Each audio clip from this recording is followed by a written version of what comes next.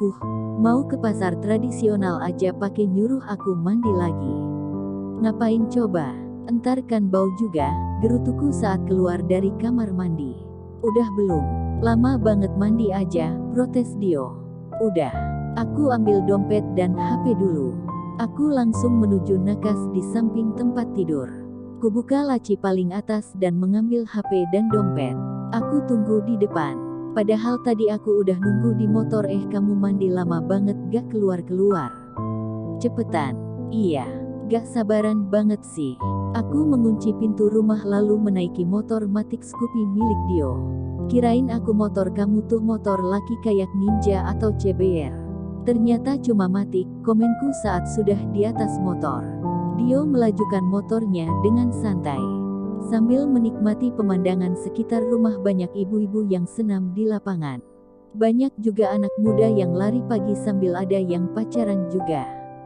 Memang kenapa? Ini dibeli pakai uang hasil kerja aku loh. Mana sanggup aku beli motor kayak Ninja atau CBR. Aku kan udah bilang kalau gaji aku kecil. Kamu beli sendiri. Wah, mandiri juga ya kamu. Hebat, aku mengacungkan dua jempolku memuji Dio. Kalau kamu punya papa kayak papa aku pasti kamu juga akan mandiri.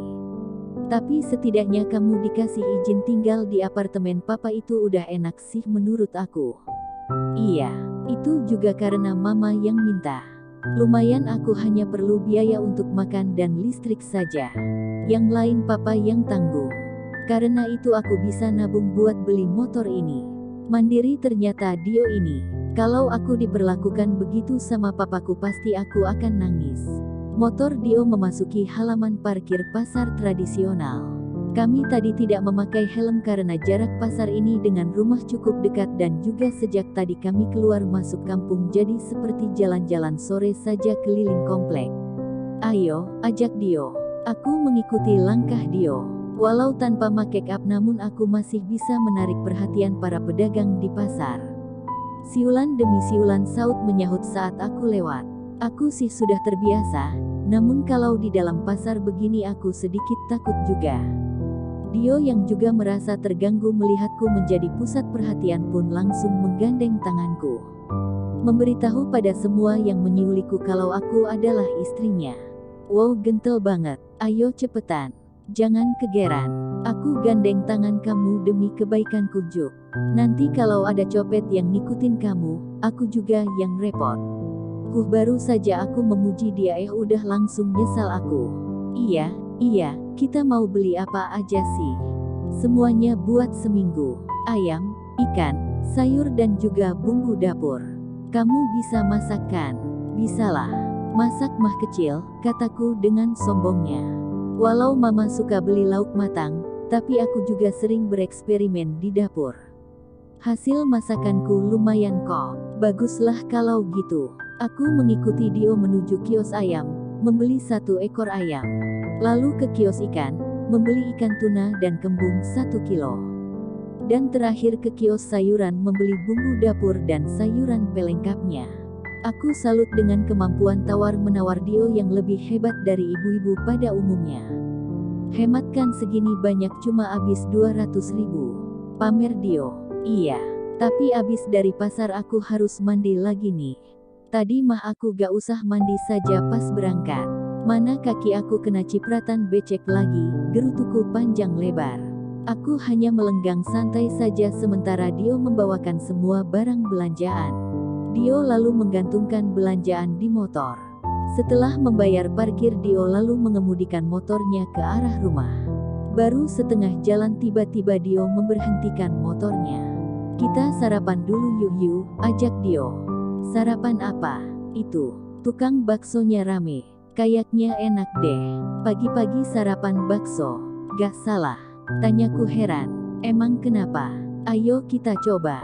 Aku udah lapar nih. Tanpa menunggu jawabanku Dio lalu memarkirkan motornya di dekat tukang bakso yang mangkal di bawah sutet suhu tegangan tinggi itu. Bang, bakso 2. Pakai mie kuning ya. Makan di sini. Dio lalu mencari tempat duduk. Aku mengikuti duduk di depannya. Ini kita makan bakso di bawah sutet nih. Aku agak takut juga, Walau bagaimanapun yang berdiri di atasku kan tiang listrik tegangan tinggi. Udah makan aja. Jangan kebanyakan mikir. Dio lalu menyantap semangkuk bakso yang sudah dihidangkan untuknya. Aku coba rasa bakso tersebut. Ternyata enak juga. Aku baru ingat kalau terakhir kali aku makan itu kemarin sore. Pantas saja aku kelaparan dan sudah menghabiskan semangkuk bakso. Dio lalu bangun dan membayar makanan kami. Ia mengemudikan lagi motornya ke rumah kontrakan. Sampai di rumah Dio lalu membantuku membereskan belanjaan. Ia bahkan membantu mencuci ikan dan ayam. Kamu gak geli harus bersihin ayam dan ikan? Tanyaku saat melihat Dio santai saja membersihkannya bahkan terbilang ahli. Udah biasa. Aku biasa bikin kayak gini buat stok bahan makanan waktu tinggal di apartemen. Tapi aku cuma bisa stok ungkep ayam dan ikan goreng saja. Memangnya kamu bisa masak? Aku juga membereskan bumbu dapur lainnya. Gak bisa. Bumbu ayam aku beli di pasar yang sudah jadi. Kalau ikan kan cuma dilumuri jeruk nipis dan garam saja, itu mah gampang. Aku menatap kagum pada laki-laki yang sekarang sudah menjadi suamiku. Biasa aja gak usah terpesona. Nanti jatuh cinta lagi sama aku. Dio ternyata sadar kalau aku sejak tadi memperhatikannya. IGR. Aku melanjutkan lagi membersihkan sayuran.